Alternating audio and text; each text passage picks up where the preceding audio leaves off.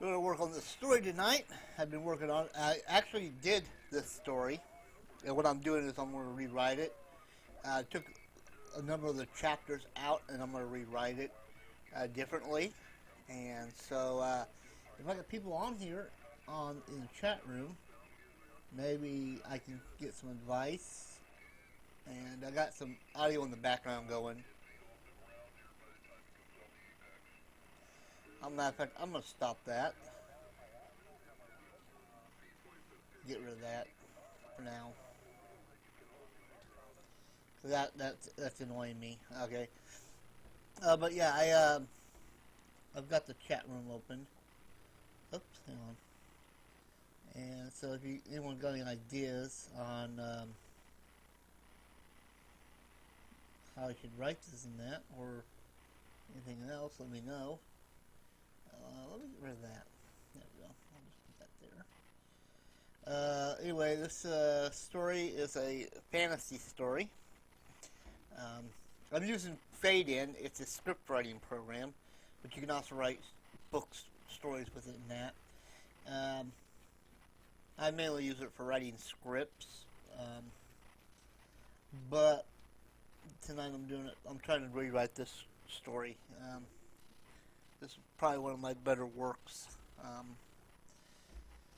I originally wrote this story back in 91, 90, somewhere in there.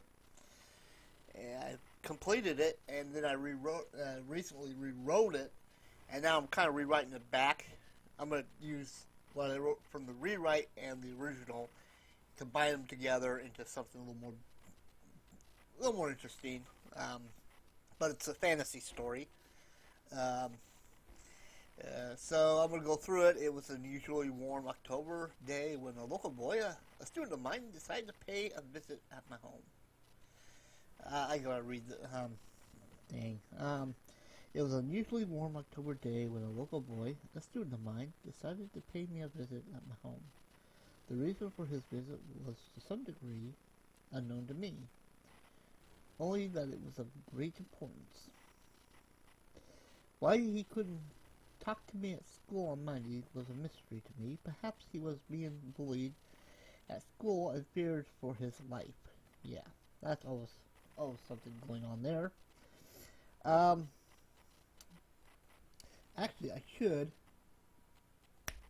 Where's that at? I can change this.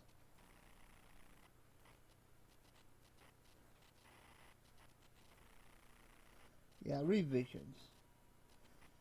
I'm gonna change it to blue.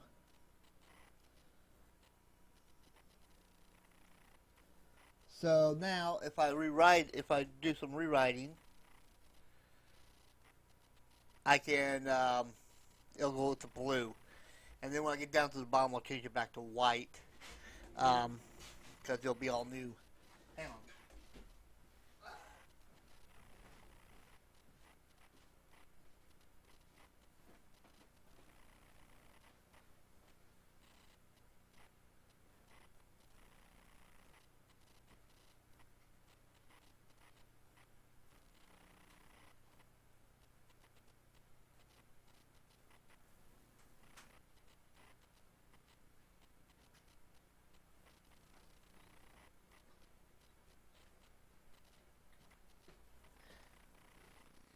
Okay. But right now, I'm just going to go through this, and then when we get to the bottom, we're going to add the new stuff, which is here. We'll go back to white. But right now, we're going to do it with blue. We'll go back over this a little bit. I got to go back over this a little bit. Change a few things. Check spelling, grammar, and such. So, we'll go from there and work on it here.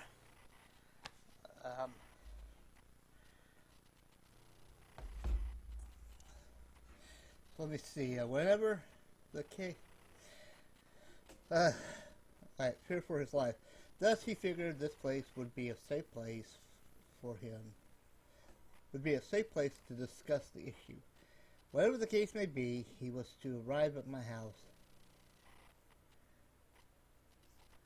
He was to arrive at my house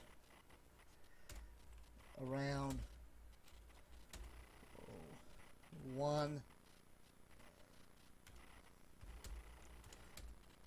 in the afternoon. In the meantime,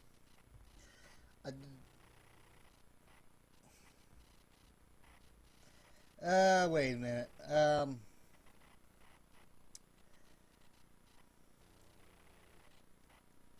He was to arrive at my house around 1 in the afternoon. In the meantime, I decided to do a little cleaning around the house. It was 2 p.m. when the doorbell rang. That's right. Let's make it 1:30.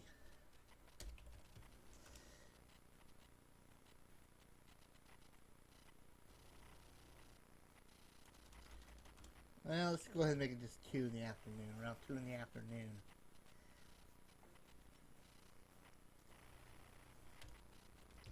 Change that to 2 p.m.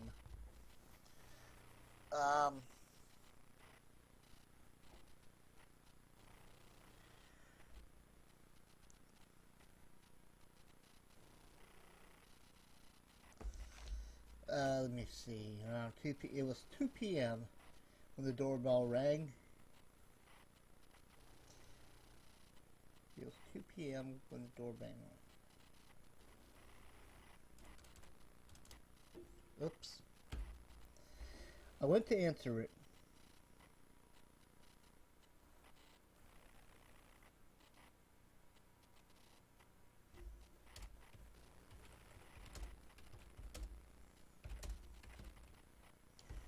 Clean supplies. I would answer it there. How's that look? Is there anyone watching? I don't.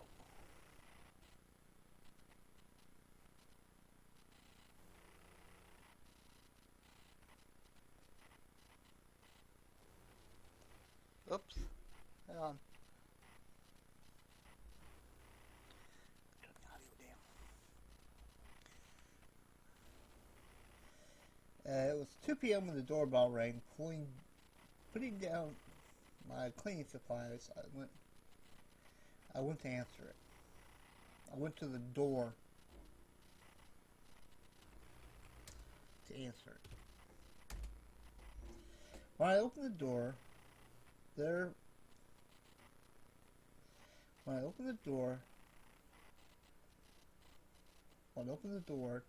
standing in front of me, was a 15-year-old boy with brownish blonde hair, blue-green eyes, and a brown with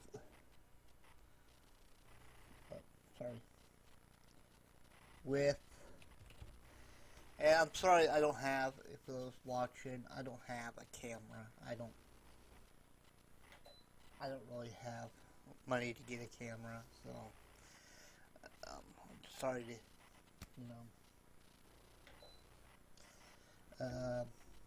I don't know. It was 2 p.m. when the doorbell rang.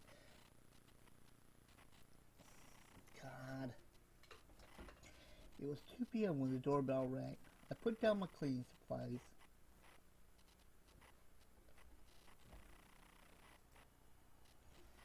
Hang on, we'll do it this way.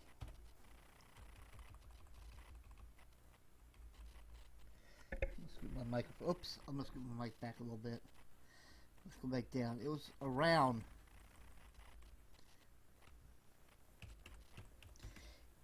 2 p.m. when the doorbell rang.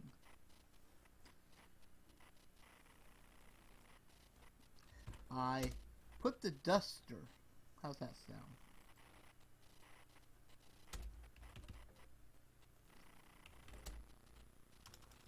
Not capital. Duster down.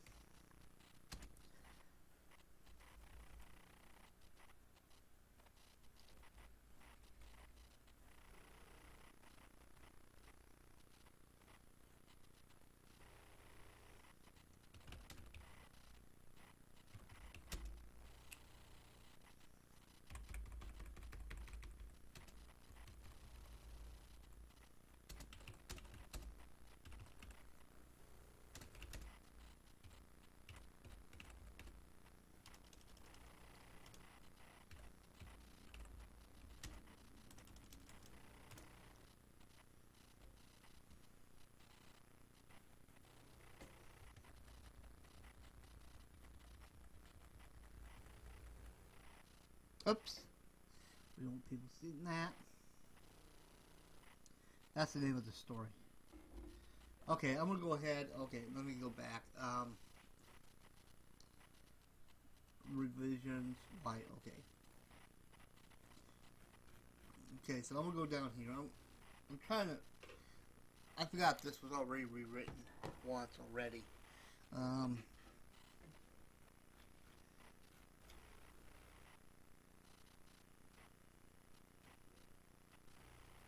See up here it says it's 15.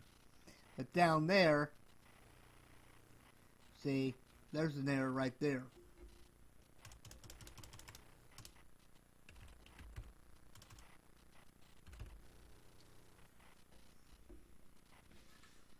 And I'm going to change that to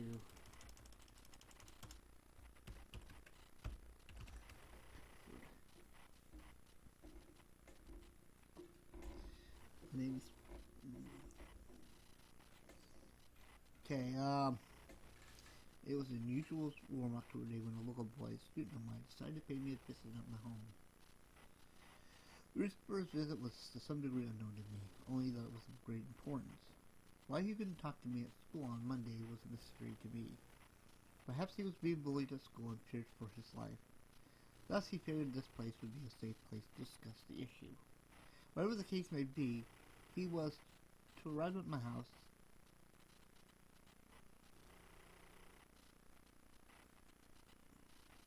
See, I gotta fix that. Around 2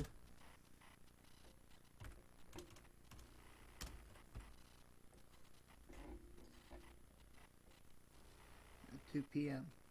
In the meantime, I decided to do a little cleaning around the house.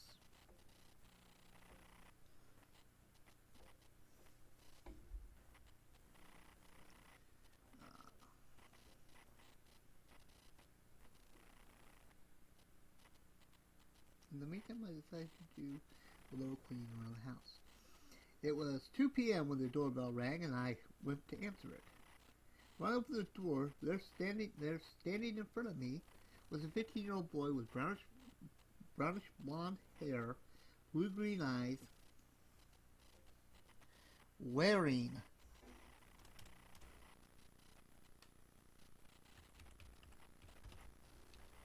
brown framed glasses. He was wearing blue jeans and a white shirt under a brown trench coat. He seemed to be nervous as he stood on my small wooden porch.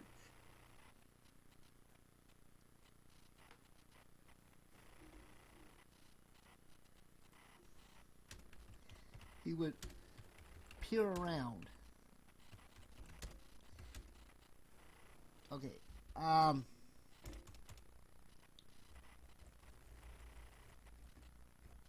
gonna get rid of that. He'd peer around as if he was making sure he wasn't being followed. While he nervously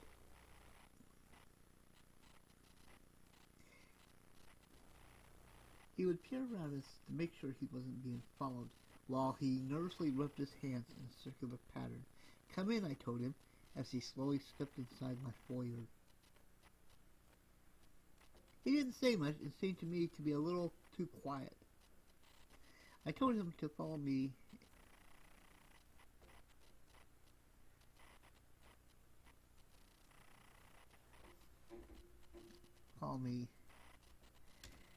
and we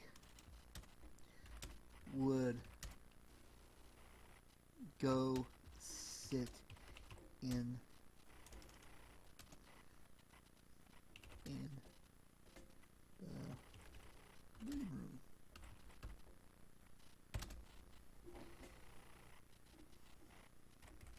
Get rid of that and, put W. We walked into the living room where we both sat down. I sat in a large green armchair while he sat on the couch. He peered around the room and stopped on the bookcase filled with books. some dating back to the 12th century.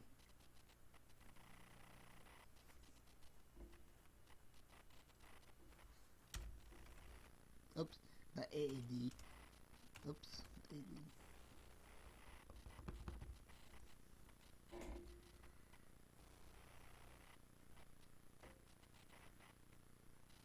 He peered around the room and stopped on.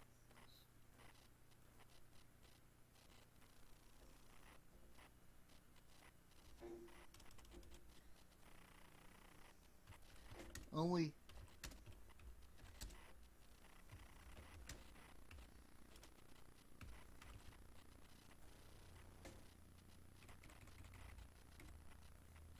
to have his head stop. Not his head. His eyes. Won't need to have his eyes stop on a bookcase filled with books, some dating back to the 12th century AD.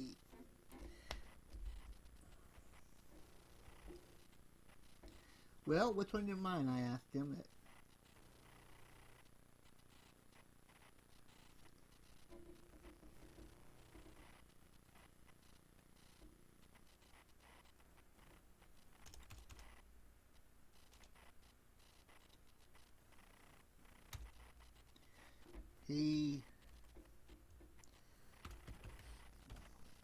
Oops.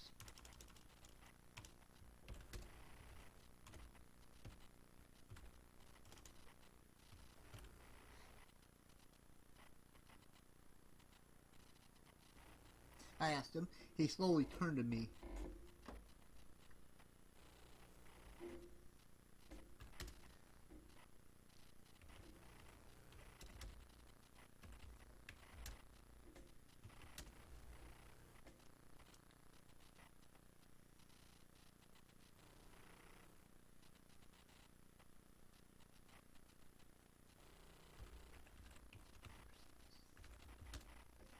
I spelled nervousness wrong. Not even the freaking nervous.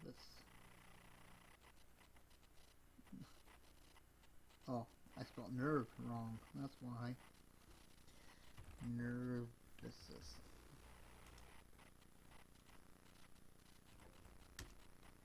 Nervousness.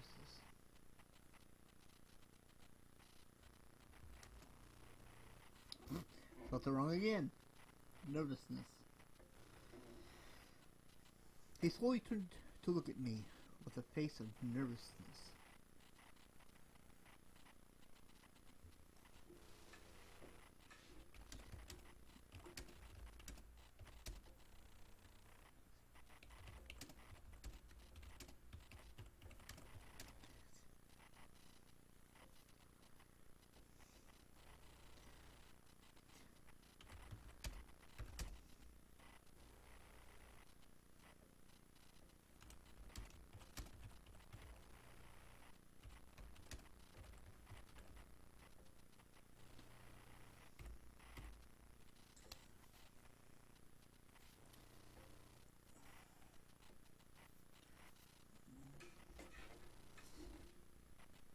Well, what's on your mind? I asked him. He slowly turns around to look at me. He slowly turns. How about he slowly...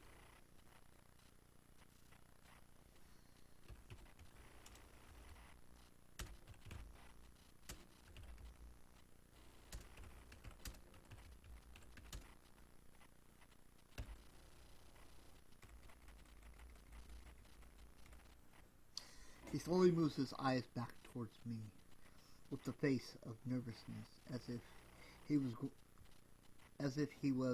wanting, as if he was wanting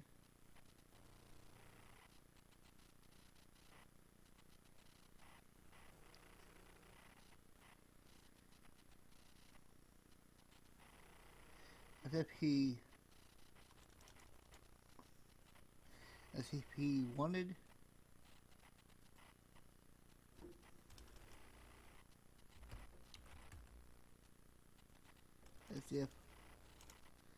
as if he, what? He was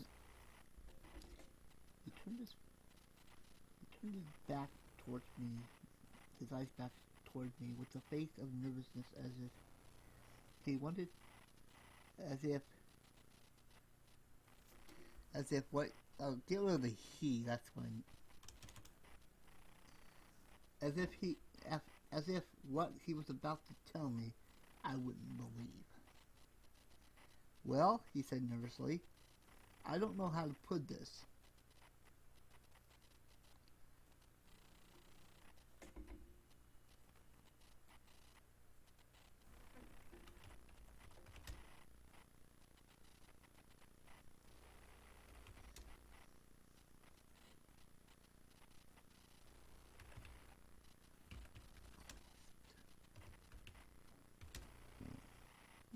Excuse me.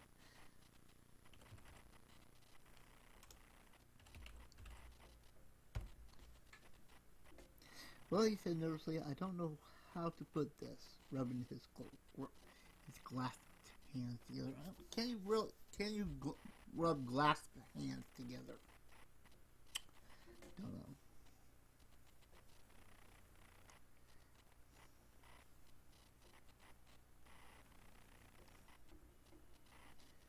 Don't know.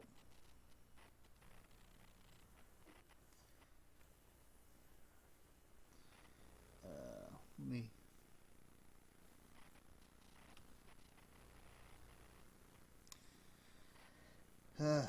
So, yeah.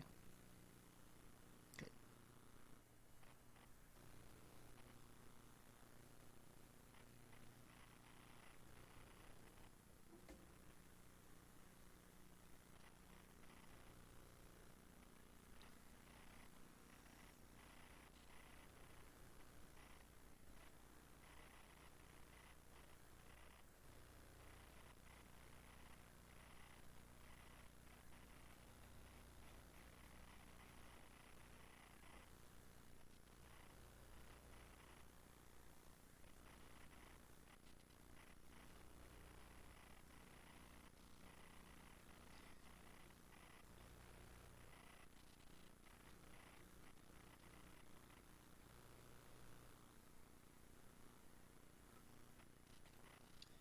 So, yeah. So I'm trying to comprehend. Can you rub glass? Hang on. Let me look it up. I'm gonna look that up. Give me a second here. I need to look up the definition. Clasped hands.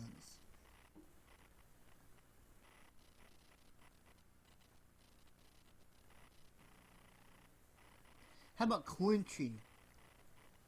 How about, yeah, whoops. That would be better. Instead of rubbing, clinching. That would be a lot better.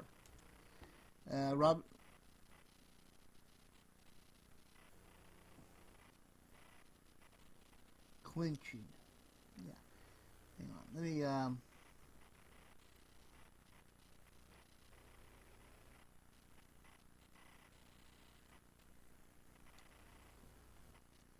make it easier for me. I'll just copy and paste it.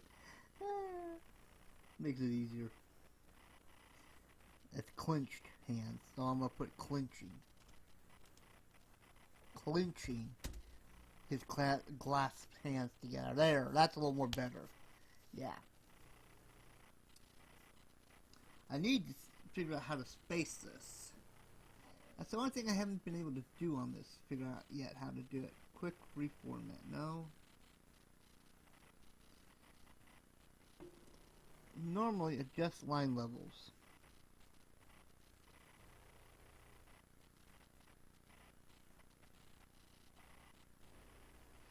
You should be able to change the page. It should be here page layout, but it ain't. Line handling, element spacing.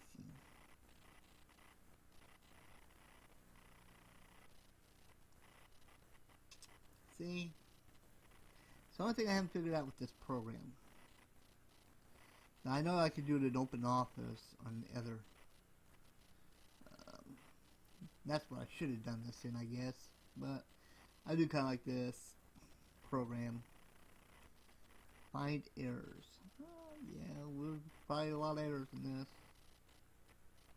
Title page, index card, synopsis, notes, bookmarks, characters' names. No, oh well. What I'll do is I'll take this out and I'll put it in. I'll put it in like OpenOffice or something. That way I can space it out. But right now we'll just do it this way. Well, no, where was I? Well, he said nervously, I don't know how to put this. Clenching his glass hands together.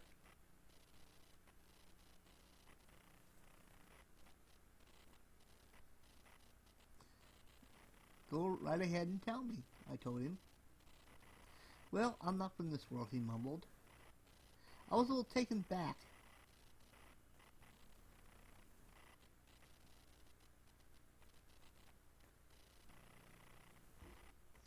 Well, see, there's a problem right there. Taken a little back by this comment, as I sat there wondering if this boy was right in the head. So what? You're from outer space?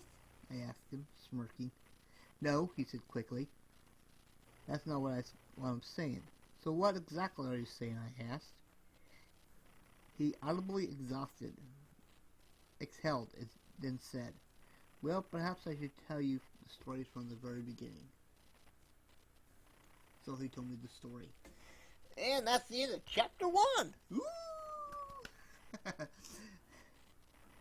Okay, on to chapter 2. Oh my god. Oh.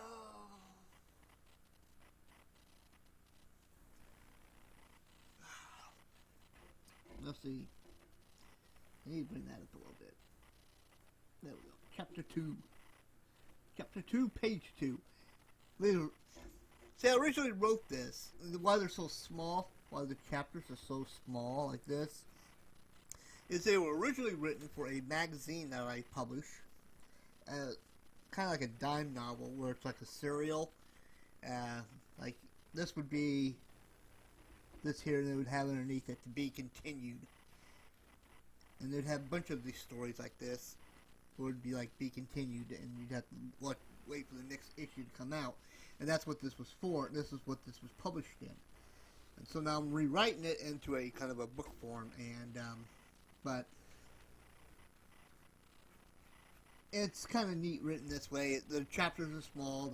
It's, you know, you don't have to read, 50 pages or 30 pages per chapter. It's quick and to the point. And so, yeah.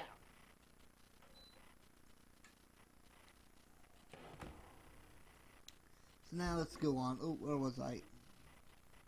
Okay, my name is Foxsmith. And by the way, Foxsmith is my gamer name. Well, Doc Dot is, but my name on YouTube is Foxsmith.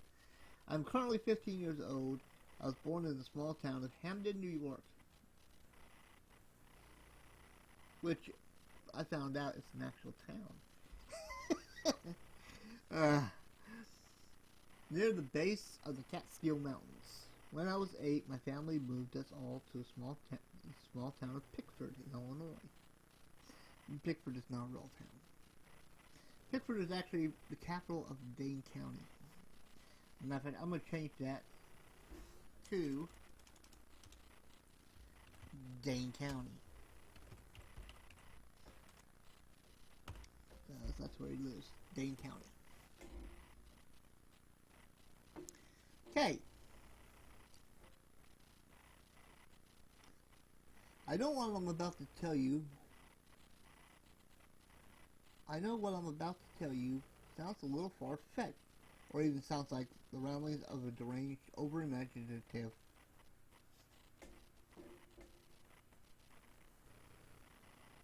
Actually, I should change that back. Where's that at?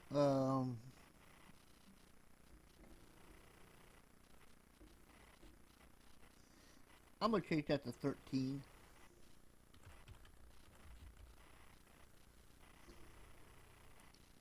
15 is a little more.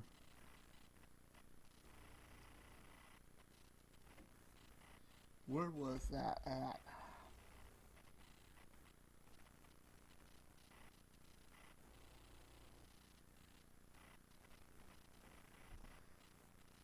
Yeah, right there. Change that to 13. And these were kids' novels. These were kids' stories, you know. These were like stories for kids. These were like science fiction, fantasy stories, and that. Design fictional works for kids. And I wrote a lot of these stories back in the 80s. I started writing them back as far back as 81.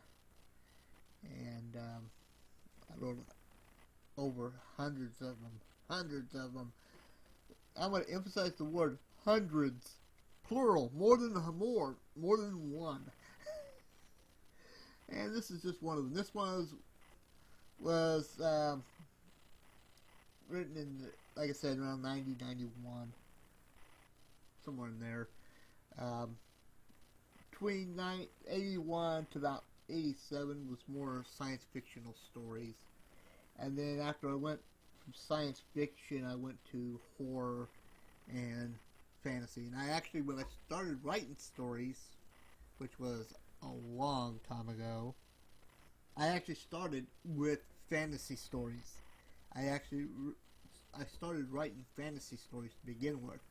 It was until the late 70s I started working on science fiction, and then yeah, I kind of went full circle here. I'm back to writing fantasy stories, so it's kind of a neat little story there.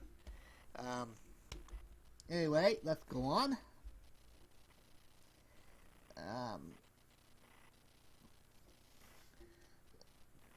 Man, a 13-year-old boy.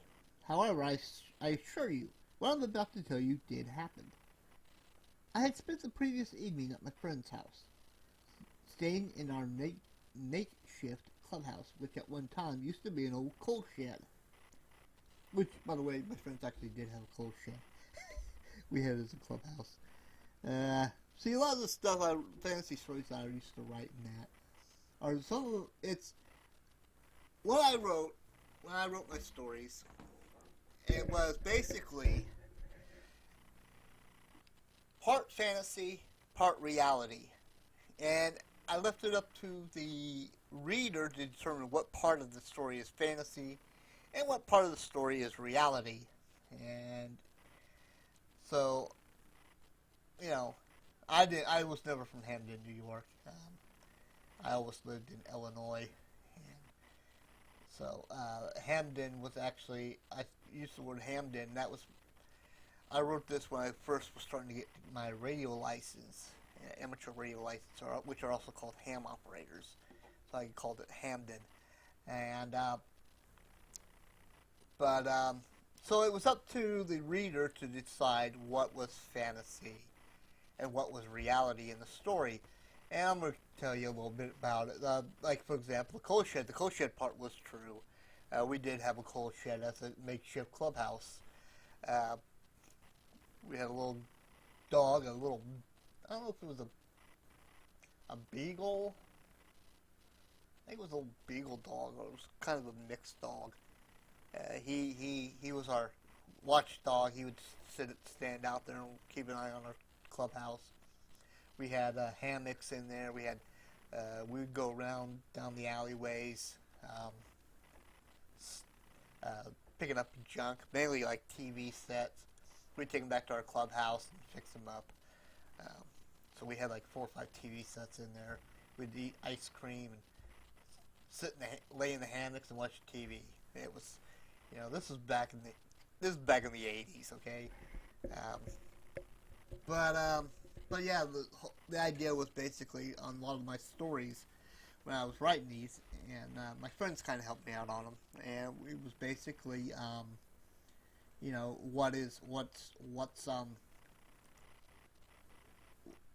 it was the way I decided to write them was basically, it was up to the reader to just determine what was reality in the story and what was fiction. And the other theme in the stories that I wrote were mainly, don't always believe reality. what you see as reality is not necessarily reality, and a lot of this, that's mainly what this story here, what I call Piper at the Gates of Dawn, was basically about. That reality, what we visualize as reality, is not really reality. See, I was all onto the whole ideas of parallel universes and stuff like that before it became really mainstream. But anyway, but the ideas behind the stories were basically, don't believe everything you see is reality. Um, there are little pocket dimensions and places that are out there in our universe that we can't see.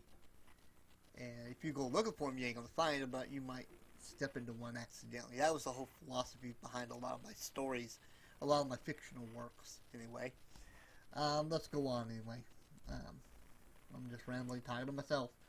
I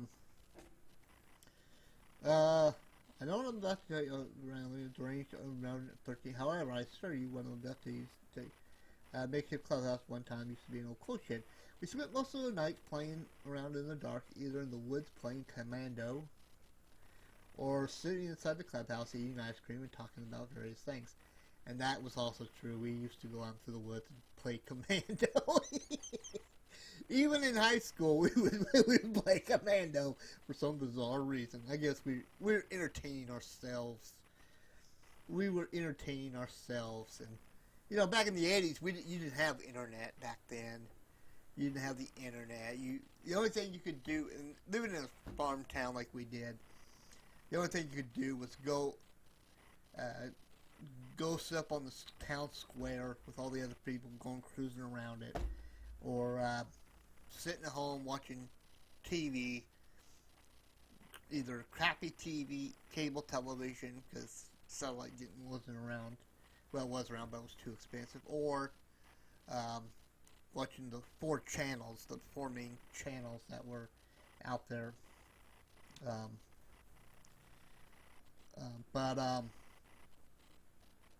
So me and my friends, we would talk about, sit around the club. So a lot of the story is true. I mean, there's some fictional stuff in it, all that. But let's go on. Or sitting inside the clubhouse, okay. Around 4 a.m., I decided to go home, take a shower, and go to bed. I had left at that time because it was a long walk from their house to my house. And it was. And the sooner I got home, the sooner, so that and would actually be sooner. No, so the sooner I got home, the sooner I could go to bed. As I walked home, I would stop for a bit to rest.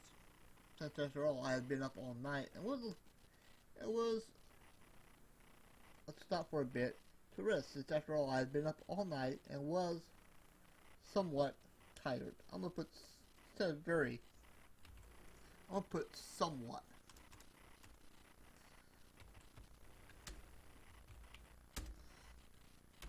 I know that's probably not proper English, but to me it is. On this one occasion, I'd stopped and sit on top of a hill. On this one occasion, I had stopped to sit on top of a hill. On top of the hill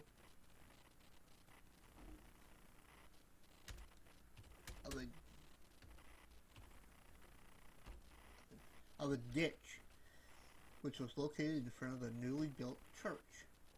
As I sat there, I grabbed out my knapsack a glass of I grabbed out my knapsack a glass bottle. Okay, I need to go back over and read this again. So sooner I got home, the sooner I could rest, since after all I had been up all night and was somewhat tired. On this one occasion I had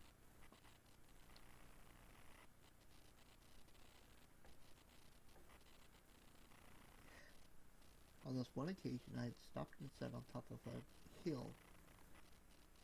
I had stopped to sit on the top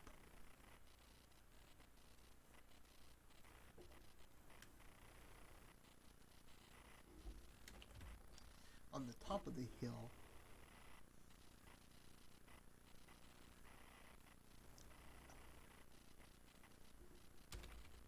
of a deep ditch which was located in front of a newly built church. I had stopped to sit on top of a hill of a newly dug. How about that? A newly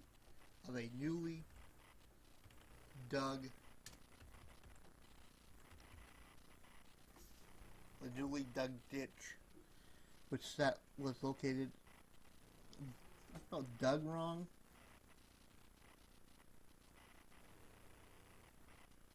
Dunged. Yeah, too many G's. Dug.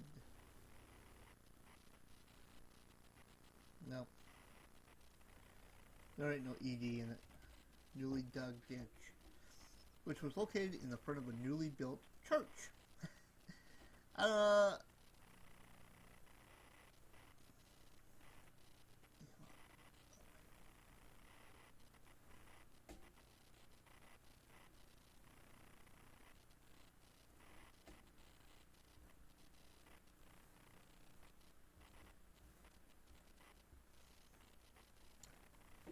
On this one occasion, I had stopped to sit on top of a hill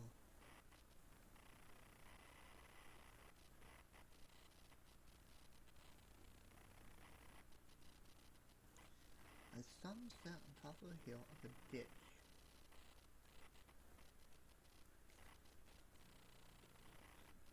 which was located in the front of a newly built church. As I sat there, I grabbed out of my knapsack a glass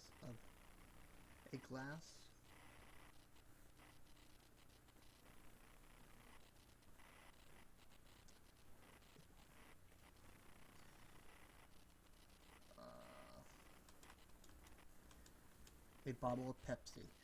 Yeah, that shows you it was back in the 80s. We had glass bottle Pepsis.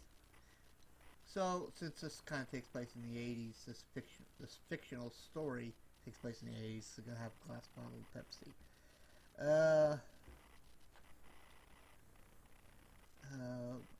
As I sat there, I grabbed out of my knapsack a bottle of Pepsi because I was thirsty. Because man,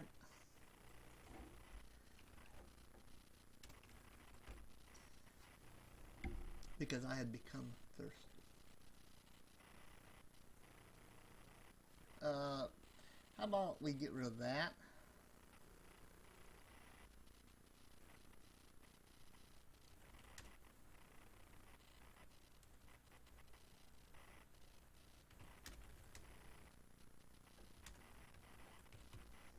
And just knock it down to that. Does that look right? I mean, as I sat there, I grabbed out of my knapsack a bottle of Pepsi to get a drink. I set the bottle of Pepsi between my legs and dug around in my knapsack for the bottle opener. As I dug around, I was unaware of the dark figure coming down the. Why is there two doves?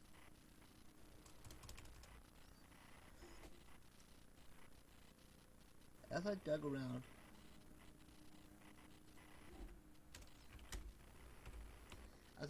my bag, I was unaware of the dark figure coming down the dirt driveway between these two abandoned farmhouses. As I looked up, I noticed the dark figure pointing at me with his bony finger. Bony is spelt wrong. Is that how you say it? Bony? His bony finger. I grabbed the bottle between my legs and placed it back into my knapsack and stood up and walked over to the figure who was beckoning me. So I need to get this to... Let me see, I can break it like that. There. So I need to break these, I guess.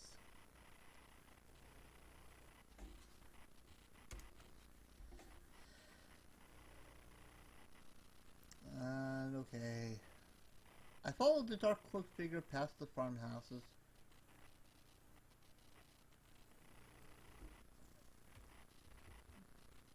Past the garage.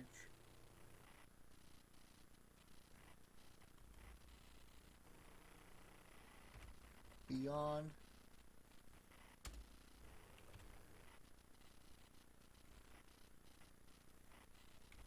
The few decaying barns. I guess, I don't know. I followed the dark cloaked figure past the farmhouse. Past the farmhouse.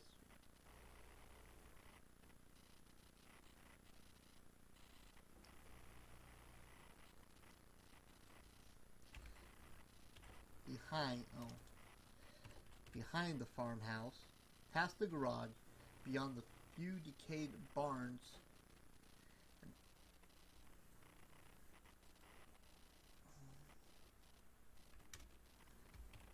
which were falling up,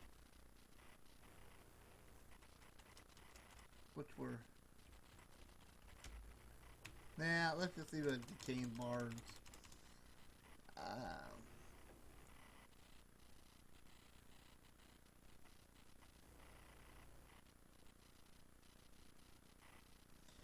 followed the dark cloaked figure behind the farmhouse,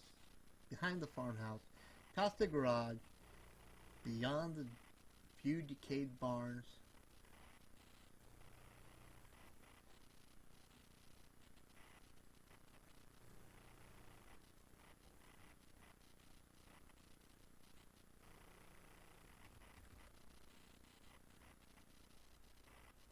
past a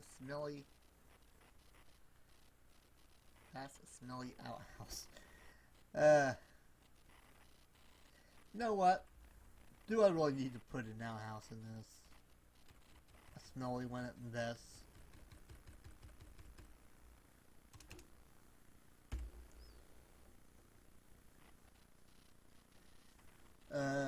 Past the barn. Beyond the few decaying barns. We arrived at a large green pasture, and on the other side,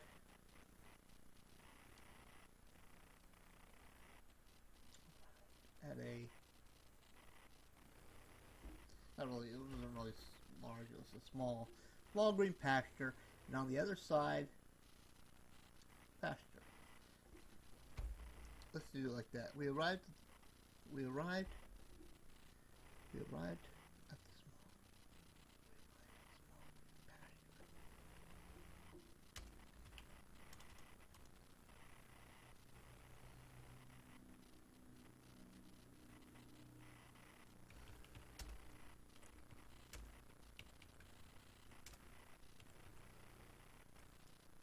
small tall, uncut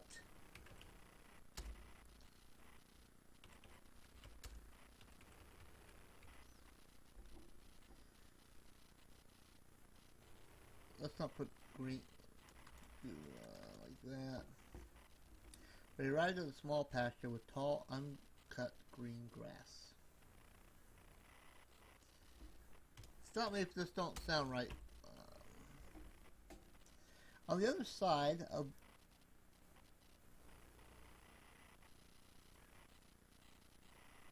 on the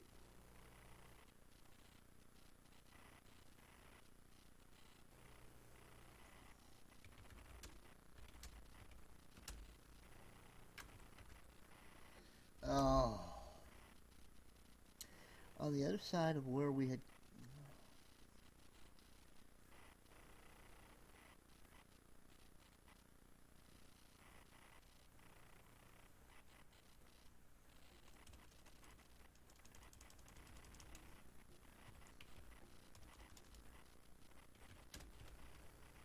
on the other side of the pasture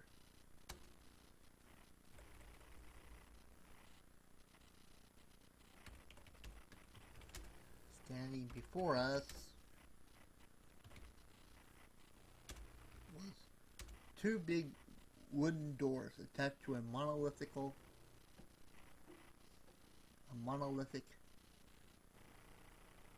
cyclopean stone wall. Now that might be a little too much right there. Let me see. That might be too much. That, I don't know if that really sounds right.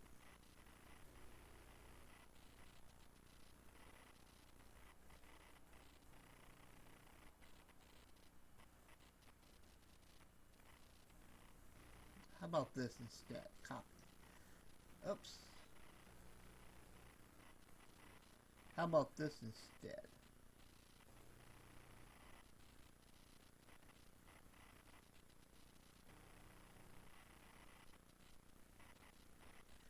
Does that sound a little bit better? As the, well, we arrived at a small pasture with tall.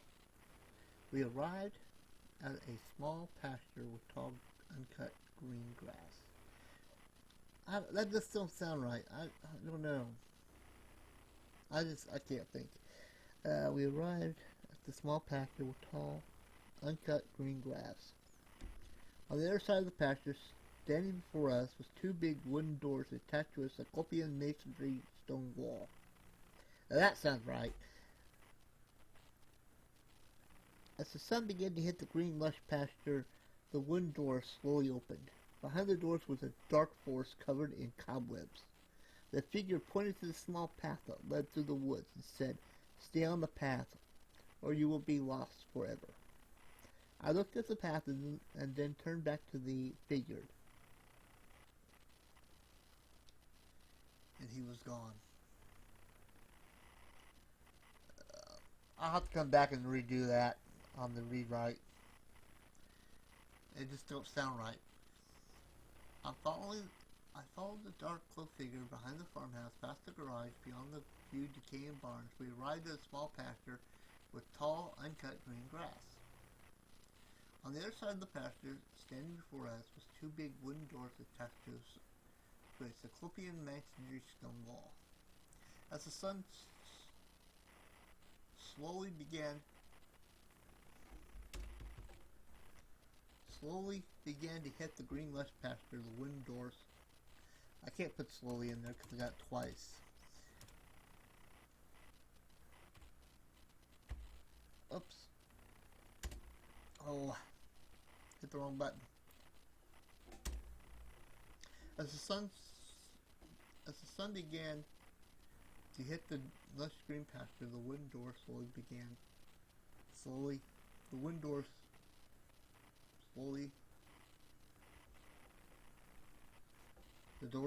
opened. As the sun began to hit the green lush pasture, the wooden door slowly opened. Behind the doors was a dark forest covered in cobwebs. The figure pointed the small pasture leading through the woods and said, "Stay on the path." Okay, so now I know what you're probably thinking. Why didn't you just leave and forget about going through the gate?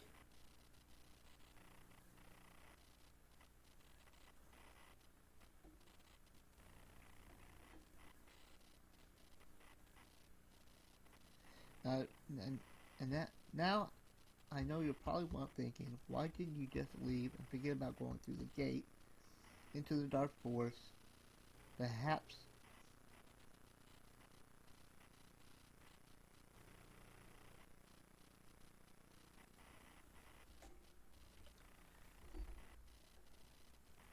now I know you're probably thinking, why didn't you just leave and forget about going through the gateway into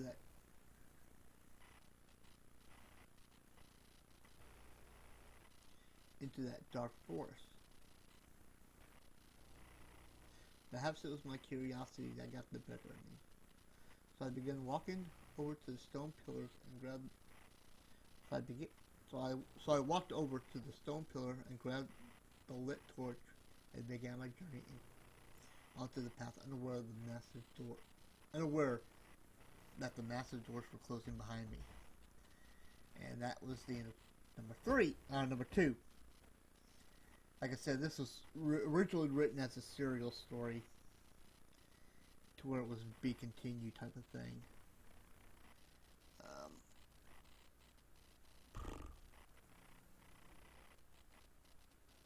Let's go on.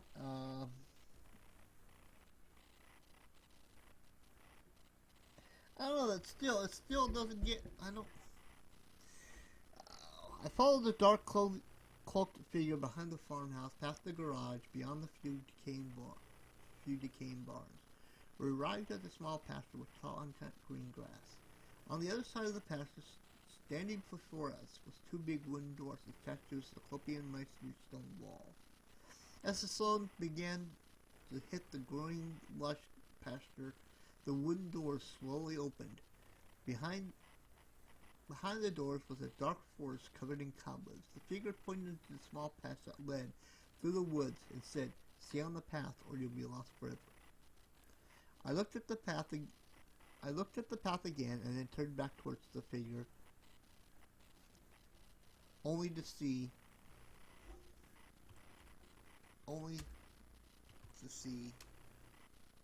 notice he was gone. Okay. Now you're probably wondering. Now you're probably thinking, why didn't you just leave and forget about going through that gateway?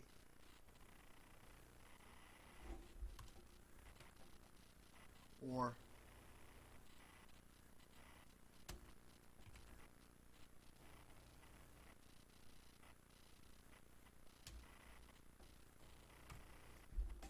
they're probably thinking, why didn't you just leave and forget about going in through that gateway or into that dark forest? Perhaps it was my curiosity that got the better of me. So I walked over to the stone pillar and grabbed the lit torch and began my journey on the path. I don't know where the massive doors were closed behind me, and that's the end of that one. Okay. Like I said, I'll go back through it with this program and do revisions. Book 3, The Forest, Part 1. Actually, I'll just put The Forest.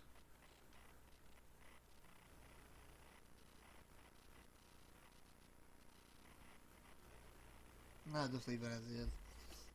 I'll come back and work on that later. I traveled even deeper into the dark woods with the torch as my only light source. Strange animal noises could be heard, yet none could be seen. On both sides of the narrow path which I took was cobwebs, on both sides of the narrow path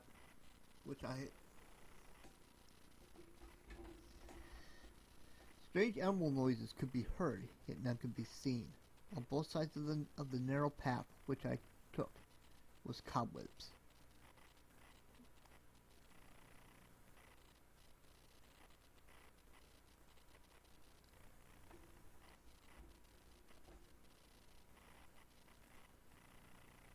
Which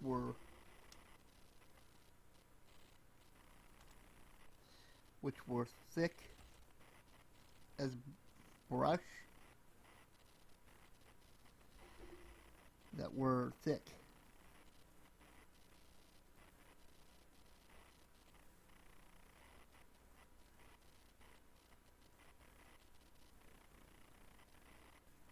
Brush. Yeah, brushes. Bushes.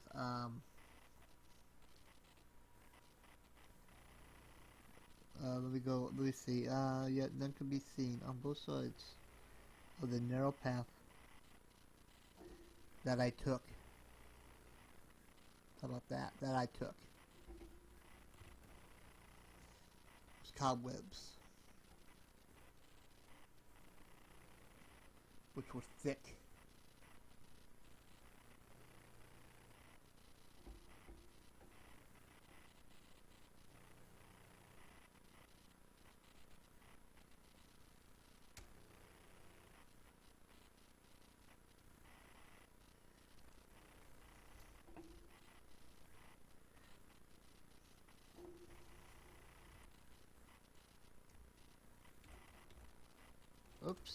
We'll add a new section here.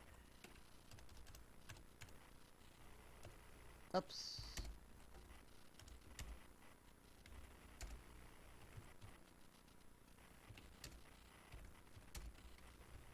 Red eyes could be seen.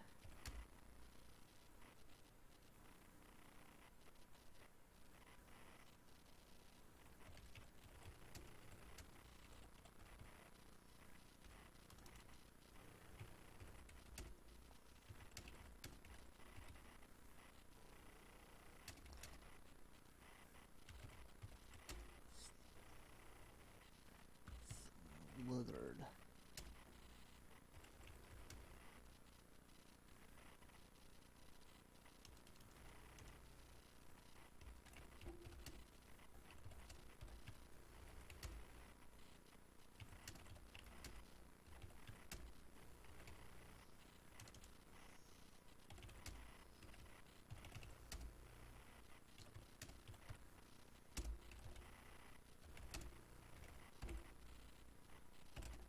Oops.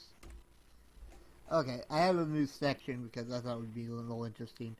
Red eyes could be seen throughout the thickness of the webs, as snakes slithered around the bones of those who got caught up in these.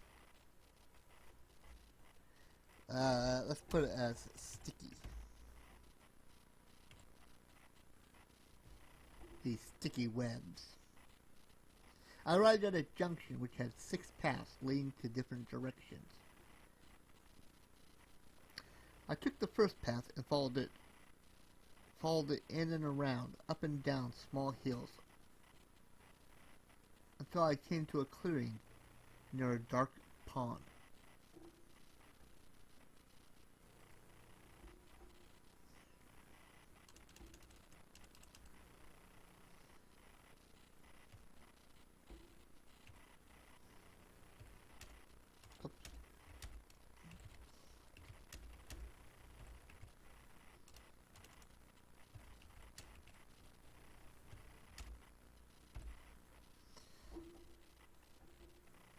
I took the first path and followed it in and around, up and down small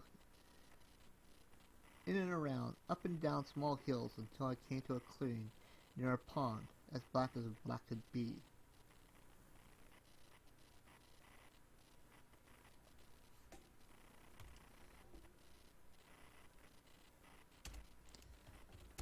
The soil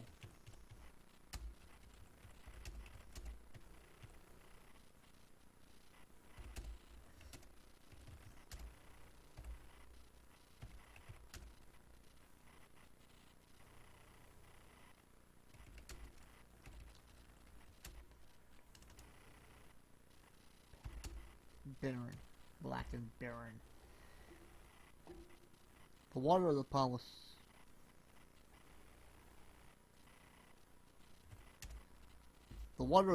so pitch black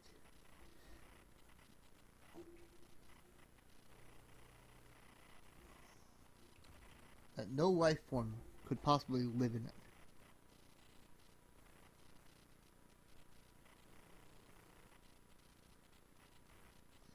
Okay, hang on.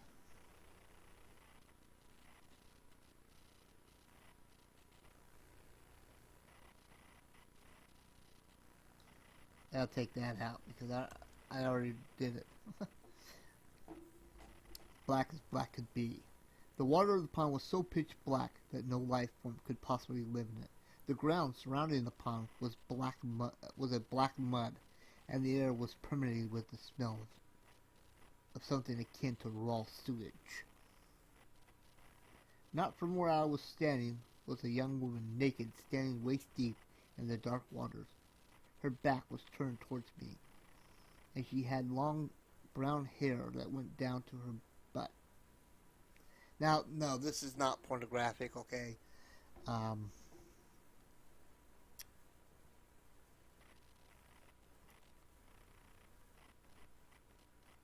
She just stood there, taking her hand, cupping bits of water and dousing herself with what she had in her hand.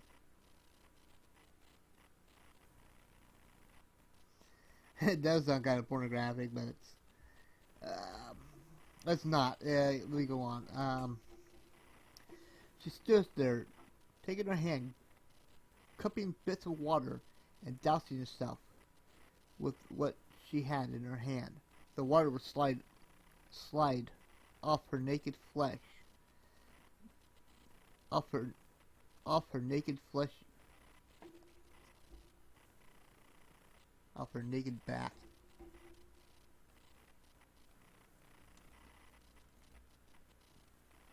Like that, naked back, causing the dark water to ripple.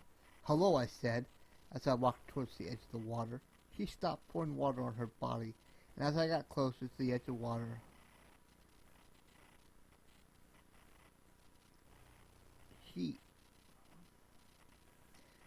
"Hello," I said, as I walked towards the edge of the water. She stopped pouring water on her body as I got closer to the edge of the water. Closer to the water.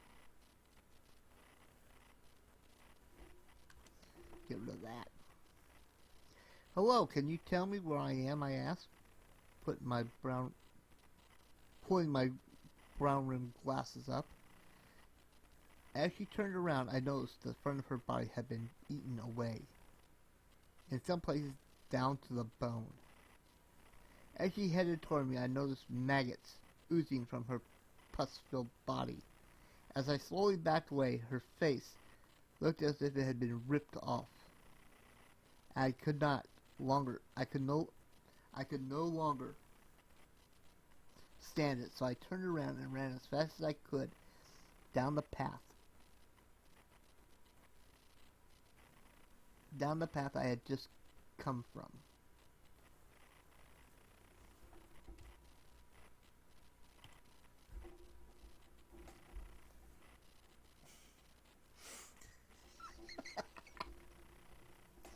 Man, people are missing out on this, you know that, right? "Hello, can you tell me where I am?" I asked, pulling my brown-rimmed glasses up. As she turned around, I noticed that her front of her body had been eaten away in some places down to the bone. As she headed towards me, I noticed maggots oozed from her pus-filled body as I slowly backed away. Her face looked as if it had been ripped off, and I could no longer stand it, so I turned around and ran as fast as I could down the path that I had just come from.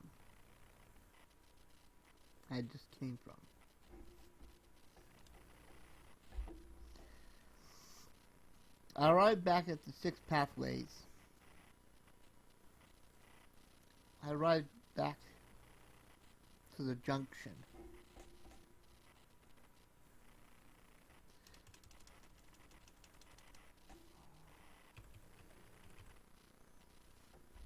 And began walking down. I arrived back. I know I spelled wrong. I arrived back.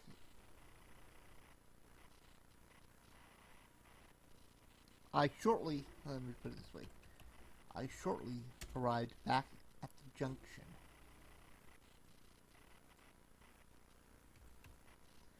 The junction. Yeah, I know I spelled junction wrong. I shortly arrived back at the junction.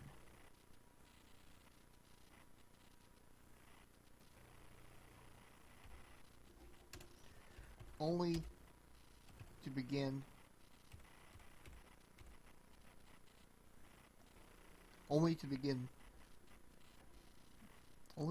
to walk down the next path. I shortly arrived back at the junction, only to begin to walk down the next path.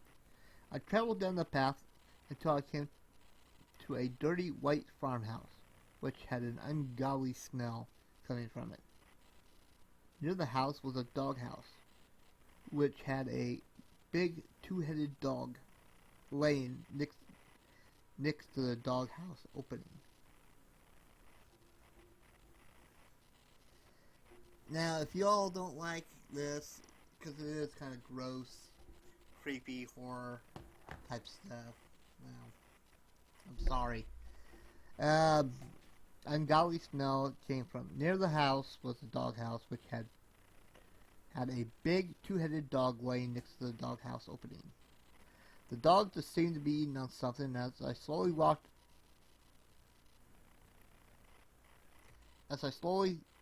closer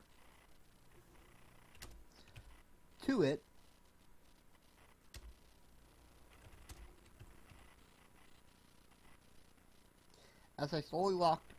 the dog,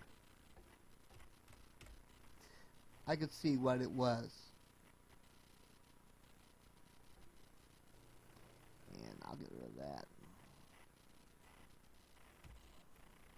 I noticed the two-headed dog was eating a little girl. The little girl looked at me as the dog bit into her chest. She tried crying for help, but only large pools of blood oozed from her mouth as tears rolled down her eyes. She continued to try to call for help, but only blood came out of her mouth. I know this is sick, but I slowly backed away from the dog with the two heads and went back the way I came. Sandy to add more to that.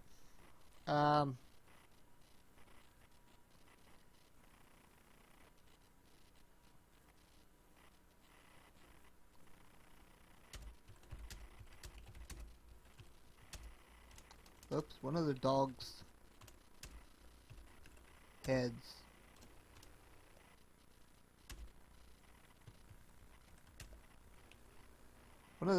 heads looked at me.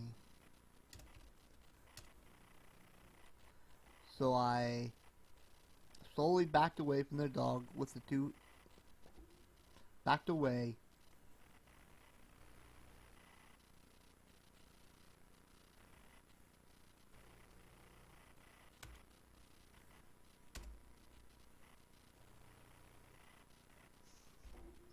One of the oh, I need to change that around.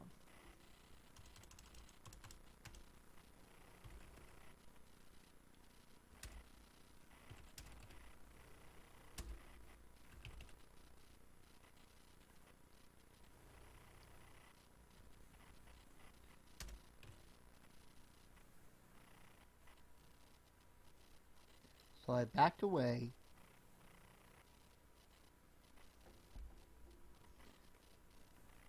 Slowly looked up at me. One of the heads of the dog looked up at me. So I slowly backed away.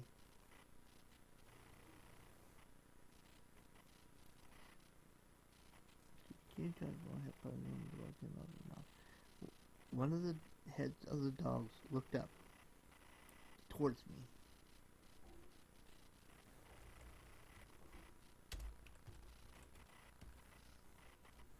So I slowly backed away.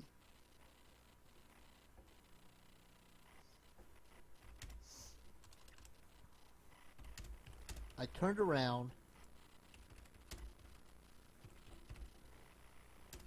and went back the way I came. There we go. That's easy enough. I arrived back at the crossroads. I arrived once again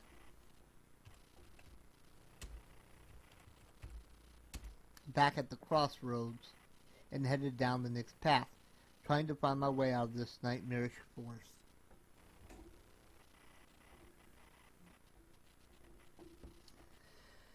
And yeah, it is kind of nightmarish, but hey. Walking down the many hills and hollows, I arrived at another clearing, which was a fairly large pasture which sat on top of a small hill. I walked over the ledge of the hill, and I looked down into the valley, and I could see the valley was filled with stakes pointed high in the sky. And on these stakes were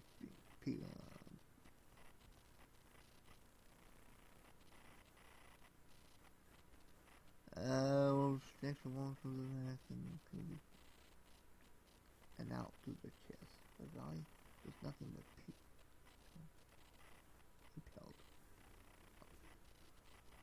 Nothing but people impaled on stakes. Near where I stood, I could see the individuals who seemed to... Ah, crap. Walking down the many hills and hollows, I ran to the narrow clearing, which was a fairly large pasture. Now, I wanted people to know who are watching this, or who later watches this later, that this is a work of fiction. It is, to me, the equivalency of, you know, if you want to criticize this, or you don't like it, it's not, you know, maybe you shouldn't read like Dante's Inferno and stuff like that. I know it's not as bad as Dante's Inferno, but it's on the same premise and same same as Dante's Inferno, but it's designed to scare people. It's fiction. It's fantasy. It's nightmarish horror. You know, it's and that's what it should be taken as. It's fictional, nightmarish fictional horror right now, which later goes into a more fantasy type thing. Okay, walking down the many hills and hollows, I arrived at another clearing, which was a fairly large pasture, which sat on top of a small hill.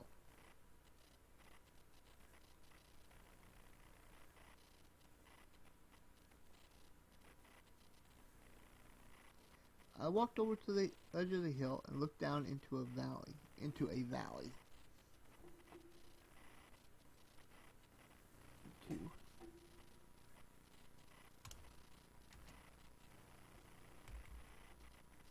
Into a valley. And in the valley were wooden stakes pointing high in the sky. And on these stakes were people.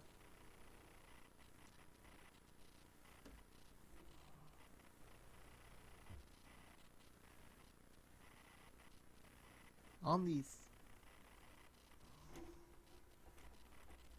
Oops.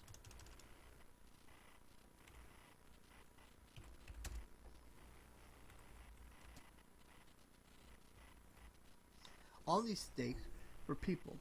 The stakes were going through their backs and out through their chests. The valley was nothing but people impaled on stakes.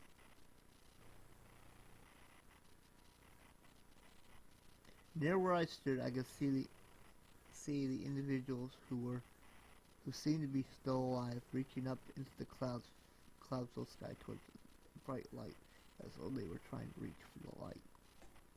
I turned and headed back down the path I came.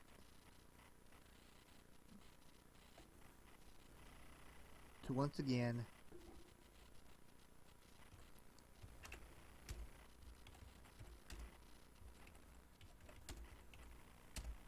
arrive at the junction. I went down the next path and followed it to a small clearing in the woods. In front of me was a monolithic cyclopean structure built perhaps by some unknown people, or perhaps even some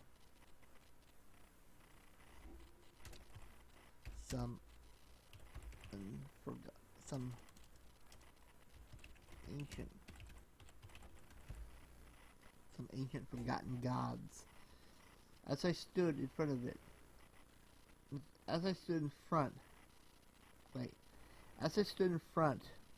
of its strange geometrical design,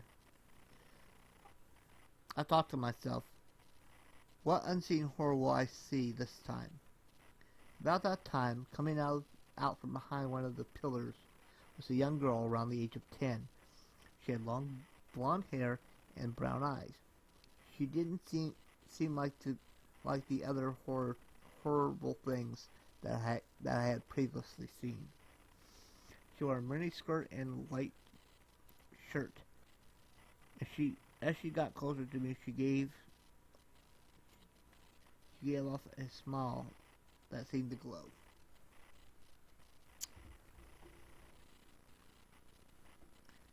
"What are you doing here?" she asked, as she folded her arms. I told her what had happened. from the very beginning, and that I was walking home from my friends and I met this dark cloaked figure, and I'm here now. And I'm here now.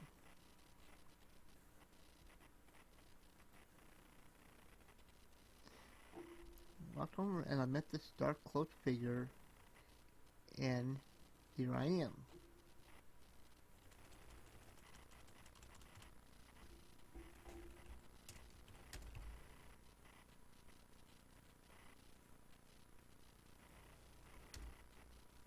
Now just trying to get out. She told me the only way to escape is to go back the way I came. I informed her that the massive wooden doors closed behind me and they would not open. So now I was trying to find another way out of this nightmarish place. I went down just about every path in this forest except one, I said, as I pointed towards the way I came. Like I said, I'm going to have to go back and look at this a little more. When I had turned around,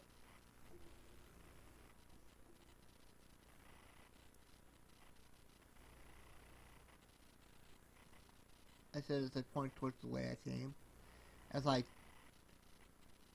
I turned and pointed towards the way I came. When I turned back around towards her, she had disappeared. I called out for her, and she didn't come out. I called for her, yet she was nowhere to be found.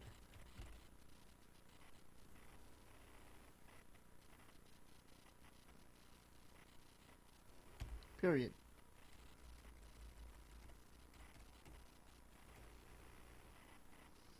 I called out for her, yet she was nowhere to be found. So I left that monolithic cyclopean structure and headed back to the junction. I had gone down 5 paths, including the one I originally came from, so I only had 1 path left. I walked down the final path, afraid of what I might find. As I walked farther and farther down the path, I noticed that there was a light in the distance. I began running towards the light and came out from what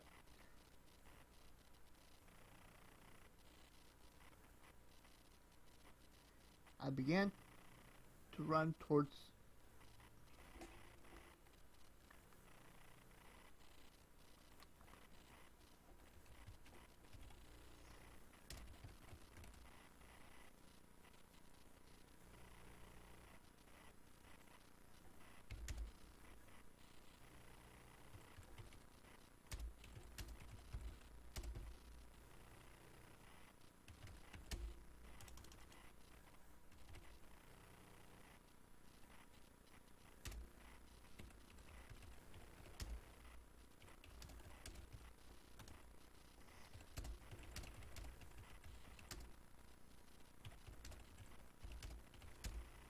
in front of a huge,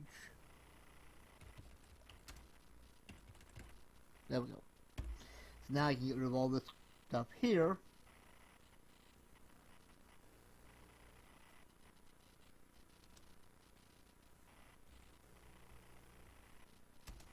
I let out a sigh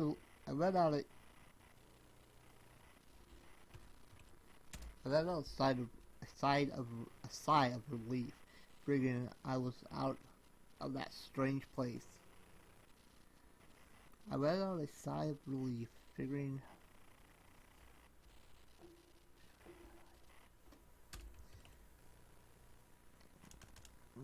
that I was out of that strange place and realized I needed to continue my walk home. As I looked around, I realized I didn't know where I was, that the surroundings were different. I wasn't home after all. I had stumbled into a strange new world beyond the gate.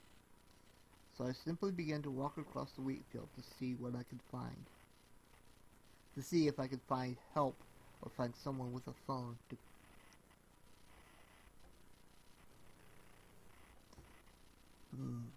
So I stumbled into. I wasn't home after all. I had stumbled into a strange new world beyond the gate. So I began walking across the wheat field.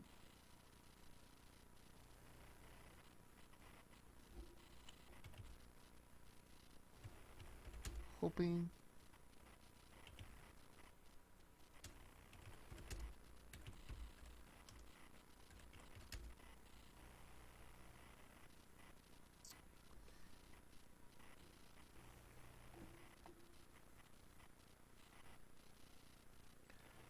to find someone.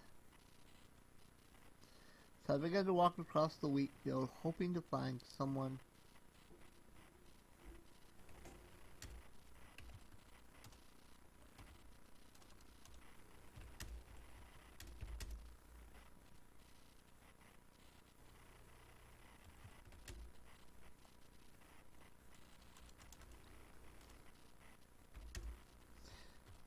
Telling me where I was.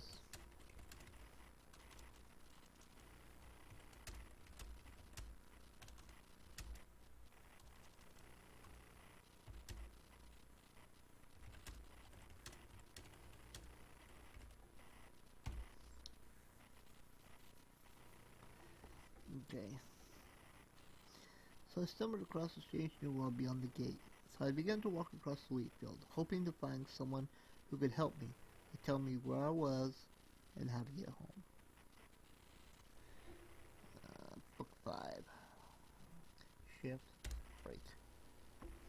Going across what appeared to be a harvest wheat field, I finally arrived at what appeared to be a dead-end country road.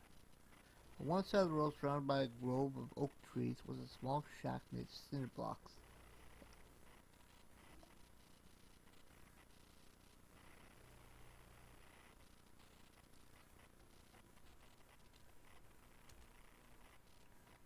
With a tin roof.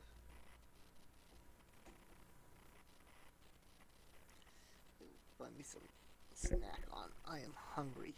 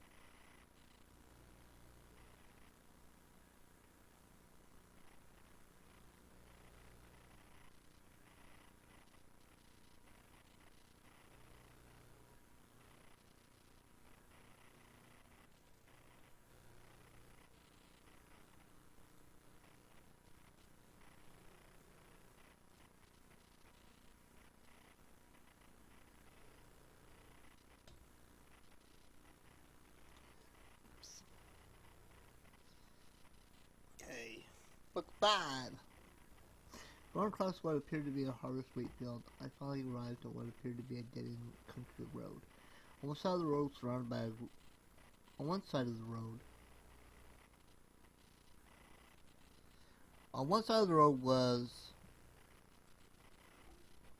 was a grove of oak trees.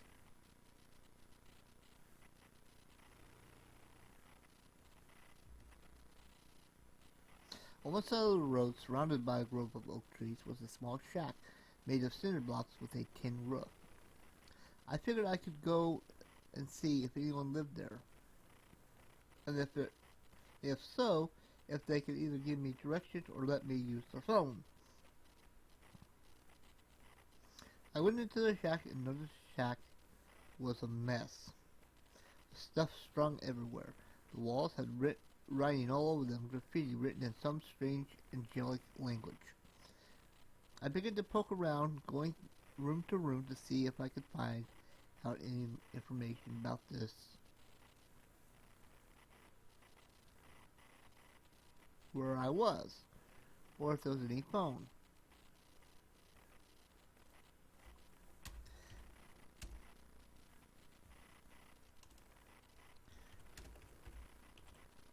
I continued.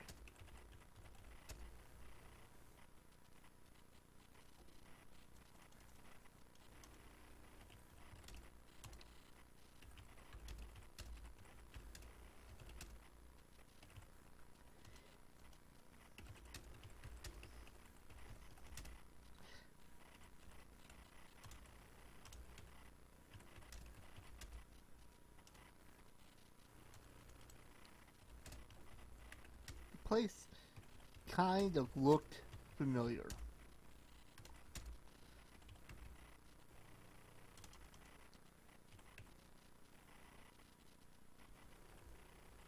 It's not familiar, wrong, I know. Familiar.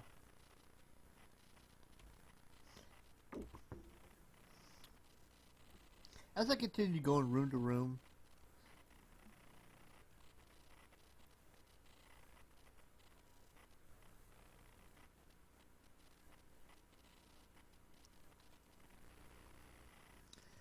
I had a strange I had a strange feeling.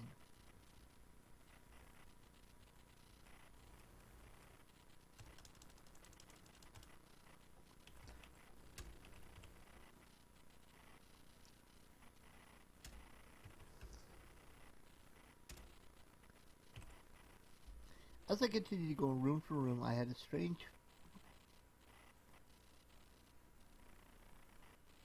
oops, I forgot to put feeling.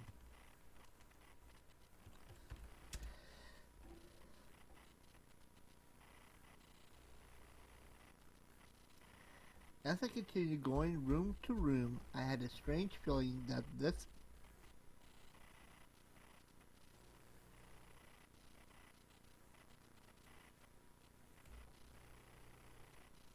place kind of looked familiar. As I continued going room to room, I had a strange feeling that this place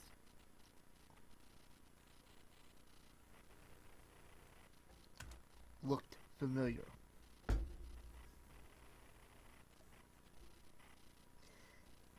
At that time, some kids no older than me entered into the shack.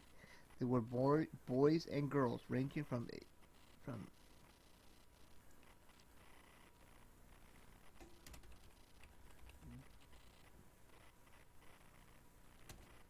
different ages and sizes, and each one had a numerical tattoo on their body. They asked me what I was doing in their clubhouse, and I told them, well, then my story about how I came through a massive doorway on my way home. They informed me that the door I had gone through was called the Gates of Dawn. The gate was a doorway to the dimension I was in now. Be right back. I'm gonna go find me a snack. I'm hungry. Be right back. I'm gonna go find me a snack.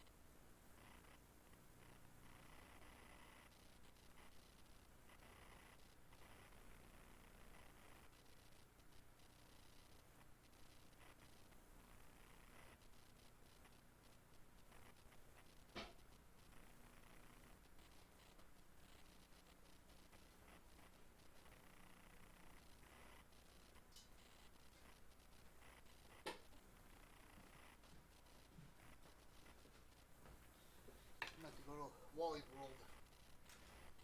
Go to Wally World, give me something to eat.